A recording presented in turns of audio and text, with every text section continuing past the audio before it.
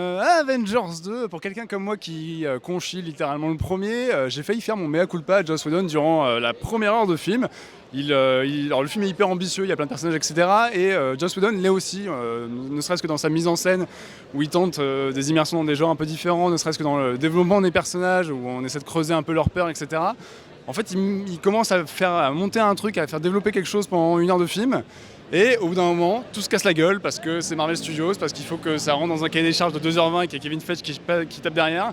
Et le film devient une espèce d'énorme scène d'action complètement désincarnée, avec des plans numériques dont on se fout complètement parce que ça ressemble à moitié à du jeu vidéo, avec des plans caméra pour le coup très réels qui sont inintéressants parce que c'est quand même pas un grand metteur en scène, Joss Whedon, et il le prouve une fois de plus. Donc voilà, ça m'a semblé moins lourdingue et moins chiant que le premier. Il y a moins d'humour à essayer de tout casser, mais le problème c'est que tout est compressé, il faut que ça rentre dans le cadre, il faut que ça plaise à la famille, etc. En plus d'une morale un peu trop américaine pour le coup. Donc voilà, il y a de l'effort par rapport au premier, il y a du mieux, donc les fans seront en transe, en plus il y a du fanservice, ça ne plus savoir quoi en foutre. Mais bon, ça reste un gros produit marketing et ça le montre malheureusement. Alors Avengers 2, bon, c'est un peu mieux que le premier. Au début, sur les 5 premières minutes, c'est assez convaincant. On a un genre de plan séquence un peu comme on avait dans le premier, mais un peu mieux travaillé avec des cadres, c'est lisible et tout ça. Et au fur et à mesure que ça avance, ça s'effondre, ça s'effondre, ça s'effondre.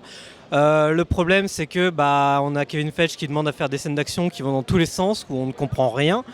Ça annule complètement aussi tous les effets où on a envie d'en savoir un peu plus sur les personnages, on a envie de creuser un peu plus l'émotion. Pareil, c'est balancé à la trappe.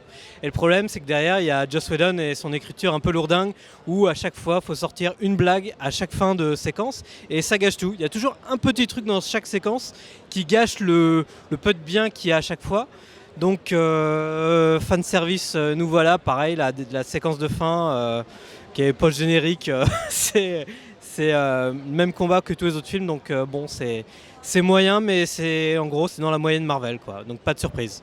Alors moi je suis un petit peu dans le même esprit que mes camarades, peut-être en plus positif, parce qu'il y a des choses que j'ai préférées. Moi j'ai eu du mal à accrocher au démarrage. J'avais un peu l'impression de redécouvrir le premier film, et notamment à travers un plan séquence, la bataille de New York transposée dans une forêt. Donc la toute première partie de l'introduction m'a pas complètement emballé. Après, comme le disait Jean-Victor, Joss Whedon cherche à développer des choses, il travaille des thèmes, il a des approches, il a des idées, on va pas spoiler, mais la sorcière rouge a un rôle assez intéressant.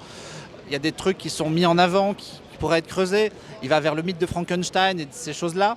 Et effectivement, après, ça se casse la gueule pour une grosse scène d'action qui tâche.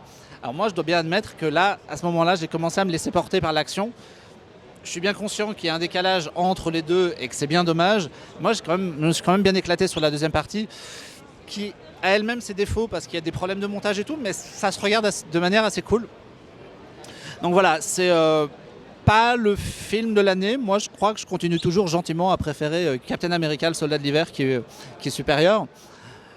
Il y a des qualités, il y a des défauts, et les défauts viennent, à mon avis, majoritairement, comme on l'a dit juste avant, comme mes camarades l'ont dit juste avant, de Kevin Feige et du fait que il a un cahier des charges, il a des volontés, il veut de l'action, il veut que ça pète, il veut que les gens en prennent plein les yeux, et du coup, ça crée des défauts qui, si le film était libre de cet univers-là, n'auraient pas lieu. C'est un peu dommage, mais moi, je ne me suis pas ennuyé.